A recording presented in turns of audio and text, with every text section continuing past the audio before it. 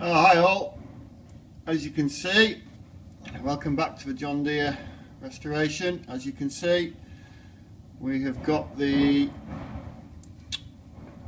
PTO gears back in, slide-in gear there, engages it into the gearbox, and then the two bevel gears that you can see there.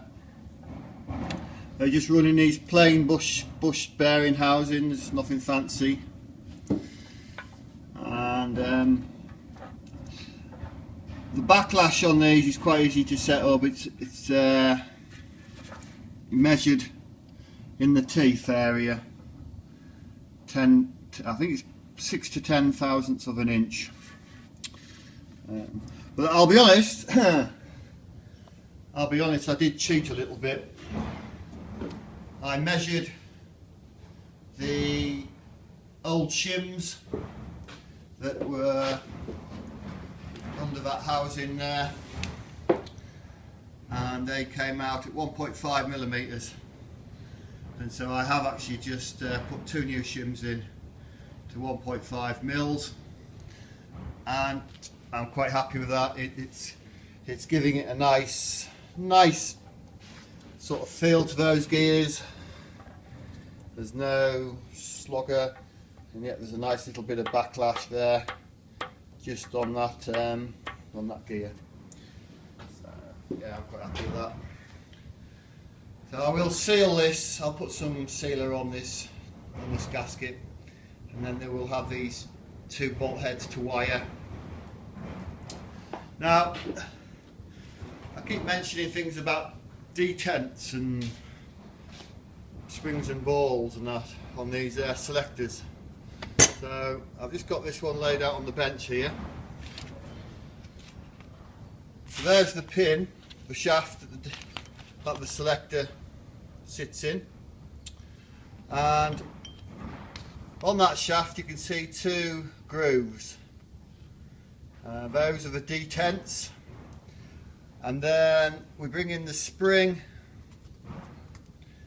and that ball, which, if you recall, I lost across the floor, and they go in here in this housing. So basically the spring goes in first through that hole, through there.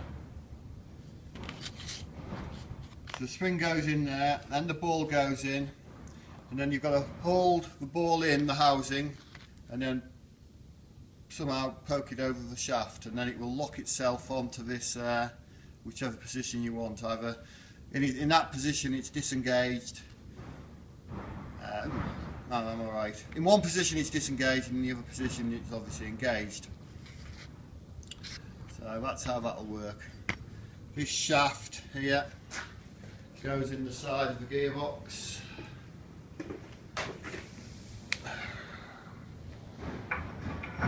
There. So did. So it goes in like that, and if you look inside, there's the shaft sticking out.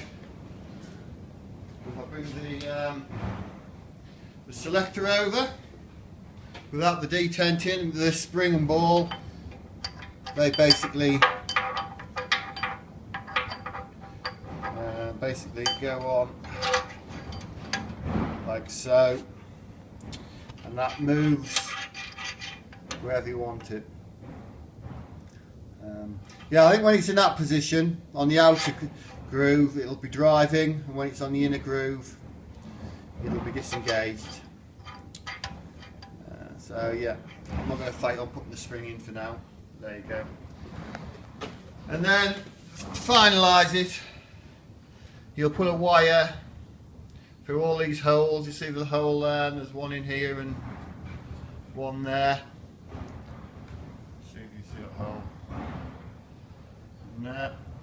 A lock wire, lock them all together so they can't come undone, because the last thing you want are these bolts coming undone, sliding out into this way and interfering with that big gear that sits in here, in there basically. So yeah, that's what that's about. So we've I've cleaned it all up there and get that ready to go. So the next job, I'll push these bearings, these taper bearings onto these shafts on the differential and build the diff up, and then we'll drop the diff in. So yeah, there we go. Okay then, thank you.